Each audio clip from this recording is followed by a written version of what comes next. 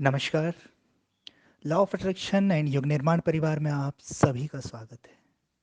एक प्रश्न किया गया था कि ध्यान में प्रवेश किसी का बड़ा जल्दी हो जाता है और किसी को बड़ा समय लगता है। कोई आंख बंद करते से ही ध्यान में प्रविष्ट हो जाता है और कोई आंख बंद करता है और उसे विचार घेर लेते हैं। अनकंफर्टेबल महसूस होने लगता है, असहज होने लगते हैं और लंबे समय तक विचारों से जद्दोजहद चलती रहती है और ध्यान नहीं घट पाता, ध्यान में प्रवेश नहीं हो पाता। तो इसका कारण क्या है? देखिए, इसका एक ही कारण है। जिसके जीवन में बेहोशी की मात्रा जितनी अधिक होगी, उसका ध्यान में प्रवेश करना उतना ही मुश्किल होगा। अगर आप दिन भर जागरूक हैं, दिन भर होशपूर्ण हैं, दिन भर आप अपने कार्यों के प्रति, अपने विचारों के प्रति साक्षी हैं, तो आप आंख बंद करते ही ध्यान में प्रविष्ट हो जाएंगे, खुली आंखों से ध्यान में प्रविष्ट हो जाएंगे।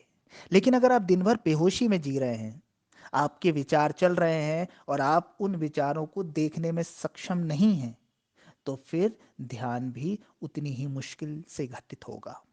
आप आंख बंद करेंगे लेकिन फिर विचार चलने लगेंगे, फिर मन भागेगा, फिर मन इधर-उधर विचलित होगा और आप बस उसे देखने में, उसके साथ लड़ने में अपना समय व्यतीत कर रहे होंगे। और पता ही नहीं चलेगा कब 1 घंटा हो गया, आधा घंटा हो गया, लेकिन आपको कोई शांति, आनंद अनुभूति नहीं होगी। किसी प्रकार के अनुभव से आप नहीं गुज़रेंगे, क्योंकि आप संघर्ष में ही पूरा समय निकाल देंगे। एक चीज़ और होती है अक्सर लोगों के साथ, जो बहुत जगह इन्वॉल्व रहते हैं। इसको भी पढ़ लिया, उसको भी सुन लिया, ये भी कर लिया, वो भी कर लिया, ध्यान की बहुत सी विधियों से जो 2-4 हो रहे हैं, तो आप मान लीजिए ऐसे व्यक्ति के जीवन में भी ध्यान घटित नहीं हो सकता। क्योंकि जैसे ही वो ध्यान के लिए आँख बंद करेगा, उसे अनेक प्रकार की विधियों का स्मरण होगा। मन बहुत सारे विकल्प दे देगा, ये विधि करूँ, वो विधि करूँ, साँस को देखूँ, विचार को देखूँ, किसी आवाज़ को सुनूँ, किसी बिंदु पे मन को केंद्रित करूँ, ऐसे सब विचार उठने लगेंगे। मन बहुत से विकल्प दे देगा और इतने विकल्प जब आ जाएँगे तो ध्यान में प्रवेश करना मुश्किल हो जाएगा। ध्यान में प्रवेश तो होता है विकल्पहीनता में। जब आप चुनाव रहित हो जाते हैं, जब आप द्वंद्व रहित हो जाते हैं, जब आप विकल्पहीन हो जाते हैं, तब ध्यान घटित होता है। तो अगर किसी के साथ ध्यान में प्रवेश करने में कठिनाई हो रही है, तो पहले वो देखे कि उसके जीवन में बेहोशी की मात्रा कितनी है। क्या वो विचारों में लगातार बह जा रहा है? क्या वो दिन भर की क्रियाओं के प्रति साक्षी नहीं हो पा रहा है?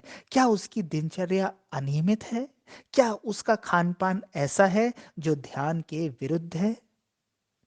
अगर ऐसा है तो इन्हें सुधारिए और आप फिर ध्यान में आसानी से प्रवेश कर पाएंगे, क्योंकि हर चीज कुछ ना कुछ त्याग तो मांगती है।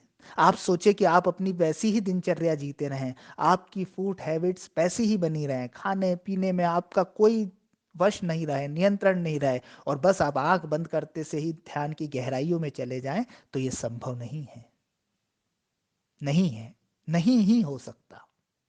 पहली चीज तो आपके पास एक मार्ग होना चाहिए, एक मार्गदर्शक होना चाहिए और बस एकात्म के भाव से, अद्वैत के भाव से अगर आप ध्यान को साधने जाएंगे, तो आप ध्यान की गहराइयों में प्रवेश कर लेंगे।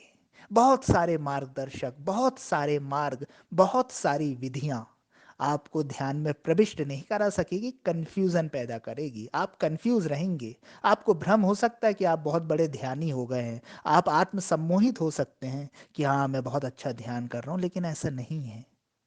एक एक को पकड़िए, एक साधे सब सधे, सब साधे सब जाए। एक मार्गदर्शक लीजिए, एक विधि। वैसे तो ध्यान की कोई विधि नहीं हो सकती, है ना? ध्यान अपने आप में ही पूर्णता है, तो उसको विधि कहना गलत होगा। लेकिन अभी समझने के लिए कह सकते हैं कि एक ही मार्ग, एक ही विधि, एक ही मार्गदर्शक जब आपके पास होगा, तो आप ध्यान की अचल गहराइयों में, अतल गहराइयों में प्रवेश कर पाएंगे। और अगर कंफ्यूजन है, अगर बेहोशी है, अगर आपने अपनी दिनचर्या को नहीं सुधारा है, तो फिर निश्चित रूप से आप भटकते रहेंगे। कुछ और घटित हो जाएगा लेकिन ध्यान घटित नहीं होगा। तो इन चीज़ों को सुधारिए और इसके बाद आप ध्यान में प्रवेश करिए।